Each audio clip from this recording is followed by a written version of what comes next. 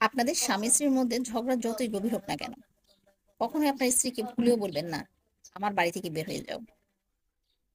এই কথাটা কখনোই বলবেন না। যত যাই বলেন, শুধু এই কথাটাই বলবেন না। কারণ সে যখন এসেছে, সে সবকিছু নিজের আত্মীয়স্বজন, আপনজন সবকিছু ফেলে রেখে শুধুমাত্র আপনার হাত ধরে আপনার বাড়িতে এসেছে। আপনার কাছে থাকবে বলে এসেছে। আপনার বাড়িকে নিজের বাড়ি, আপনার সবকিছুকে সে নিজের মনে করে জীবনযাপন শুরু করেছে নতুন করে। যখনই আপনি বলবেন যে, "তুমি আমার বাড়ি থেকে বেরিয়ে যাও, আর কক্ষনো আসবে না।" তখনই যেন তার মাথার মধ্যে আকাশ ভেঙে পড়বে। পায়ের নিচের মাটিটুকু যেন মনে হবে সরে গেছে। কোথায় যাবে? কোথায় থাকবে? তার তো ২ কূলে আসলে কিছুই নেই। কোনো বাড়ি নেই, কোনো ঘর নেই। নিজের বলতে কোনো কিছু আর নেই। আপনি একমাত্র অবশিষ্ট। আর সেই আপনি বললেন, "আমার বাড়ি থেকে চলে যাও।"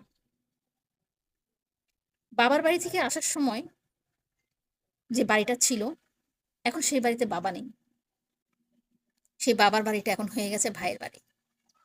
সেই ভাইয়ের বাড়িতেও তার নিজের কোনো জোর নেই, নিজের কোনো অধিকার নেই।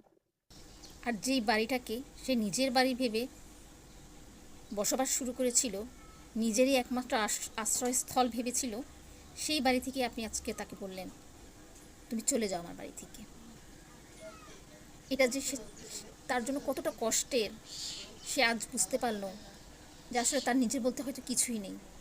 সত্যি কি মেয়েদের নিজের বলতে কিচ্ছু নেই? নিজের কোনো বাড়ি নেই?